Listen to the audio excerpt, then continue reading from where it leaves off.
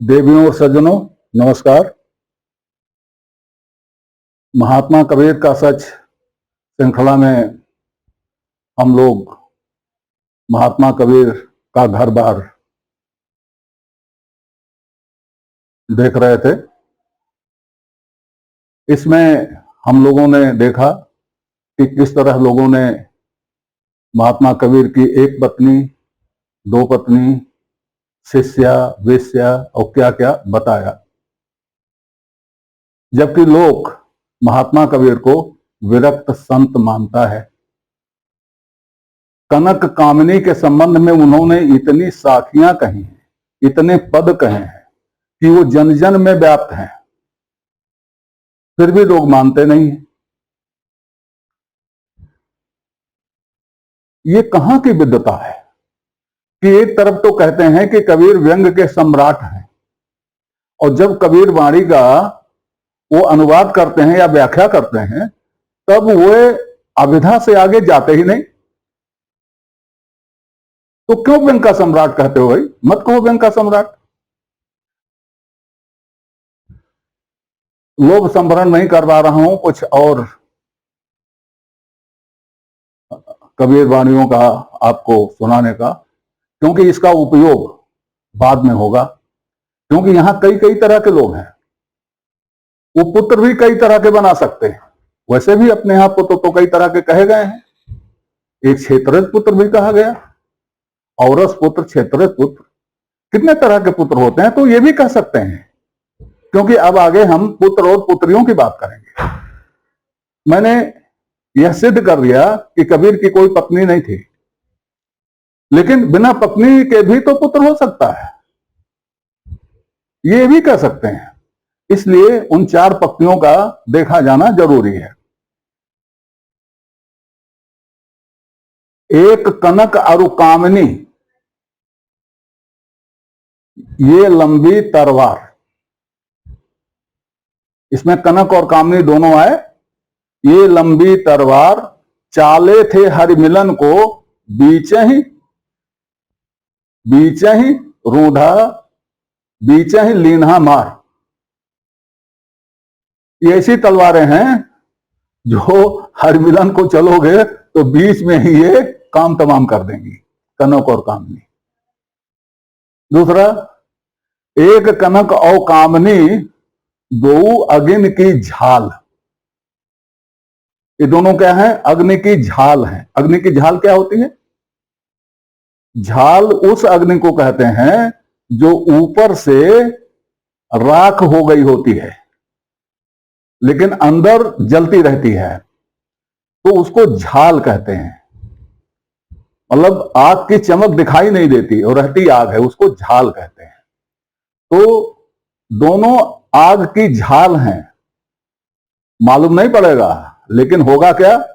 देखत ही ते परजरे, जैसे ही देखोगे तैसे वो प्रज्वलित हो जाएगी। जैसे ही देखोगे तैसे ही वो प्रज्वलित हो जाएगी। और परस करे पैमाल, और अगर कहीं आपने छू लिया या उसने छू लिया तो फिर पायमाल कर देगी। पायमाल का मतलब क्या होता है? ध्वस्त कर देगी। अब अगली साखी देखिए, इसमें एक चीज बहुत साफ है, मैं बताऊंगा, ध्यान से सुनिएगा। नारी पराई आपनी, भोगे नरके जाए। आग आग सब एक सी, हाथ दिए जल जाए। नारी पराई आपनी, दोनों कह दिया। अब संशय नहीं रहा, कैसी भी हो, पराई हो, अपनी हो, स्वकीया हो, परकीया हो, किसी भी तरह की हो, तो नरक जाना तय है। क्योंकि दोनों ही आग हैं, सभी आग हैं, सब एक सी हैं। हाथ दोगे तो जल जाओगे। ऐसा नहीं है कि इसमें नहीं जलोगे, उसमें कम जलोगे, उसमें ज्यादा जलोगे, एक समान जलोगे, चाहे पराई हो चाहे अपनी हो। अब क्या कबीर दो मुंहे थे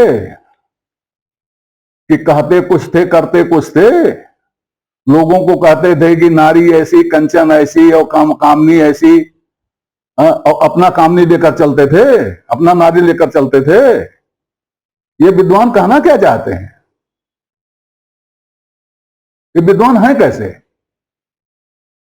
क्या विद्वता है इनमें?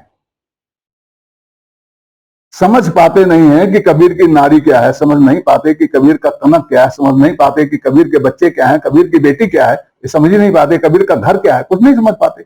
अविधा अविधा अविधा वह अर्थ करते हैं जो एक बगैर पढ़ा लिखा अर्थ कर दे, वो अर्थ करते हैं, अपने को विद्वान कहते हैं। खैर, अब आगे बढ़ते हैं। इसका ध्यान रखिएगा, नारी पराई आपने, इसका ध्यान रखिएगा, और सभी चीजों का ध्यान रखिएगा, क्योंकि यह जो कबीर का चक्रव्यूह है, इसको हम समझ भले ना सकें, लेकिन इतना ही अगर जान लेंगे कि ये चक्रव्यूह है तो काम हो जाएगा। जिस चक्रव्यूह को ये विद्वान लोग कुछ समझते ही नहीं है, उसको अगर आपने समझ लिया कि ये कबीर का चक्रव्यूह है, तो सब काम हो गया। साधारण जनमानस समझता है। साधारण जनमानस इन पदों को सुन के क्या कहता है? कहता है कबीर का निर्गुण है।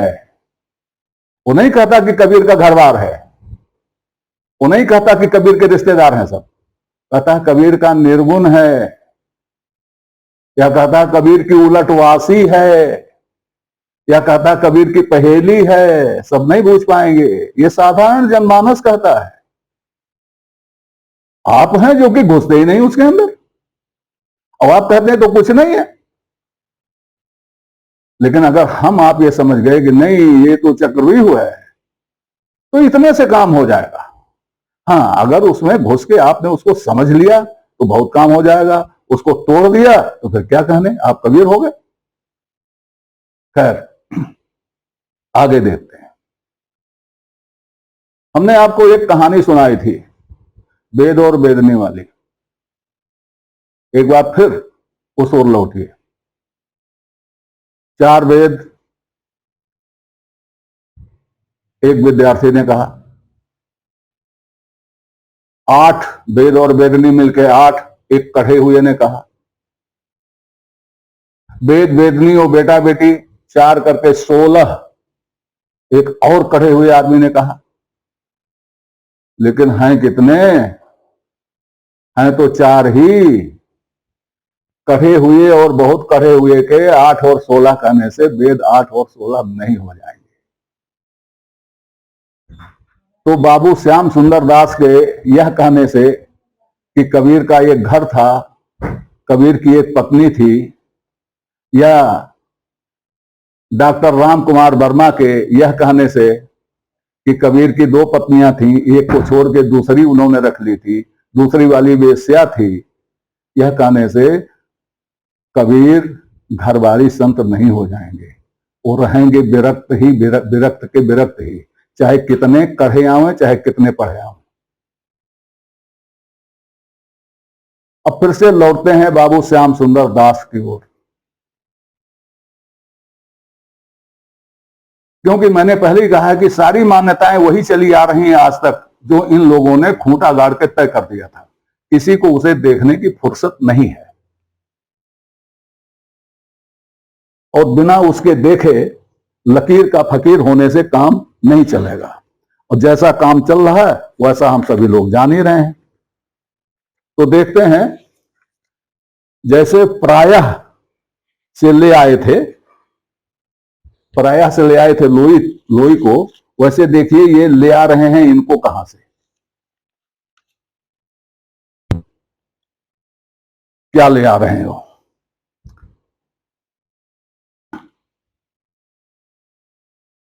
कहते हैं कबीर की संतति के विषय में तो कोई प्रमाण नहीं मिलता। देखिए, कहते हैं कबीर की संतति के विषय में तो कोई प्रमाण नहीं मिलता, तो फिर चुप हो जाओ भाई। कोई प्रमाण नहीं मिलता तो जबरदस्ती प्रमाण बनाने पे काहे तुले हुए हो? मिलता नहीं है तो कहां से पैदा कर रहे हो? हाँ, आगे देखिए। कबीर को संतति के विषय, कबीर की संतति के विषय में तो कोई प्रमाण नहीं मिलता। कहते हैं कि उनका पुत्र कमाल उनके सिद्धांतों का विरोधी था। कहते हैं कि उनका पुत्र कमाल, खाली अब पुत्र ही नहीं हो गया, उनके सिद्धांतों का विरोधी भी हो गया। और फिर एक साखी कबीर के नाम पे जड़ देते हैं बिना किसी साक्ष्य के। कौन सी? डूबा वंश कबीर का, उपजा पूत कमाल, हरि का सुमरन छाड़ के घर ले आया माल। साहब कहते हैं, इसी से कबीर ने कहा। भाई कबीर ने कहा इसको? मैं नहीं कहता कि ये साखी नहीं है। कबीर ने नहीं कहा, किसी और ने कहा। किसी और ने कहा, बड़े भले मानस ने कहा, संत ने कहा। मैं संत की बात से इनकार नहीं करता, लेकिन कबीर ने कहा, इससे इनकार करता हूं। क्योंकि कबीर ऐसा क्यों कहेंगे? उनके जीते जी तो उन्हें कुछ ऐसा पता नहीं चला कि उनके किसी पुत्र ने उनका सैद्धांतिक विरोध किया। जब वो विरक्त थे, जब उनकी कोई पत्नी ही नहीं थी, जब उनकी कोई रखैल ही नहीं थी, तो संतान कहां से हो गई? कबीर वाणी में हमें ग्रंथावली में भी, वही ग्रंथावली जिसका संपादन इन्होंने किया है, उस ग्रंथावली में भी ये दोहा हमें नहीं मिला। तो कहां से कबीर की वाणी होगी? अगर कबीर की वाणी थी है तो आपने क्यों नहीं संकलित किया उसको? यह वाणी गुरु ग्रंथ साहिब में है। और गुरु ग्रंथ साहिब कैसा ग्रंथ है मैं आपको बता चुका हूं। गुरु ग्रंथ साहिब में तमाम गुरुओं की रचनाएं हैं, चाहे वो सिख पंथ के हों चाहे बाहर के हों। उसमें कबीर की रचनाएं भी हैं और रविदास की रचनाएं भी हैं और भी संतों की रचनाएं हैं और अपने गुरुओं की भी रचनाएं। अब उसमें सारी रचनाएं जो हैं वो कबीर की तो है नहीं। कुछ कबीर की हैं, कुछ रविदास की हैं, कुछ औरों की हैं, कुछ औरों की हैं, कुछ संतों की हैं। इस दोहे से झलकता क्या है? इस दोहे से झलकता यह है कि कबीर की दुर्दशा पर कोई रो रहा है। कबीर की दुर्दशा पर कबीर नहीं रोएंगे, क्योंकि कबीर की दुर्दशा तो तब प्रारंभ होगी जब कबीर चले जाएंगे, जब उनके वंश में कोई रहेगा नहीं। जब तक कबीर है तब तक उनका वंश तो है ही। तो कबीर क्यों रोने लगे कि मेरा वंश डूब गया? ये वह रो रहा है जो कबीर से सहानुभूति रखता है, और कबीर से ही नहीं, कबीर के वंश से भी सहानुभूति रखता है। ये वो रो रहा है। गुरु ग्रंथ साहिब में यह दोहा कबीर के अतिरिक्त किसी अन्य संत का है, चाहे वो बाहर का हो चाहे सिख पंथ का हो, और जिससे कबीर और कबीर पंथ की जिसकी सहानुभूति थी। सहानुभूति में उसने कहा, उसको ये दुख हुआ कि कबीर का वंश डूब गया। डूब रहा है नहीं, डूब गया। अब ये गुरु ग्रंथ साहिब का संकलन कब पूरा हुआ? ये बाबू श्याम सुंदर दास को तो मालूम होना चाहिए। और कबीर पंथ में सारी बुराइयां कब से आई, ये मैं बता चुका हूं। आप याद कीजिए, कबीर पंथ की स्थापना के लगभग 100 वर्ष बाद से ही सारी बुराइयां आनी शुरू हो गई। कबीर अवतार हैं, फलाना है, ढमकाना है, ये तभी से आना शुरू हो गई। तो यह जब आना शुरू हो गई बुराइयां, तब यह दोहा गुरु ग्रंथ साहिब में आया, और इसके बाद संकलन पूरा हुआ। लगभग 1680 के आसपास संकलन पूरा हुआ गुरु ग्रंथ साहिब का। ये बुराइयां शुरू होने के 75-80 वर्ष बाद, और यह बताने की आवश्यकता नहीं है कि महात्मा कबीर और सिख पंथ का कितनी आपस में एका थी और एक दूसरे के प्रति कितनी सहानुभूति थी। गुरु नानक और महात्मा कबीर दोनों समकालीन थे, बहुत दिनों तक एक समय में ही दोनों रहे हैं। हालांकि दोनों की मुलाकात शायद एक ही बार हुई है, लेकिन विचारों का आदान प्रदान तो चलता रहता था। तो इस तरह से यह दोहा गुरु ग्रंथ साहिब में इस नाते है। आज यहीं तक, आगे इस बारे में और चर्चा होगी। तब तक के लिए नमस्कार। आपसे निवेदन है कि श्रृंखला को अपनी लाइक दें, इसको सब्सक्राइब करें और कमेंट बॉक्स में जाकर अपनी टिप्पणी प्रस्तुत करें, अपनी जिज्ञासा व्यक्त करें, अपने प्रश्न पूछें। यथा समय आपकी जिज्ञासाओं और प्रश्नों का समाधान करने का प्रयास किया जाएगा। धन्यवाद।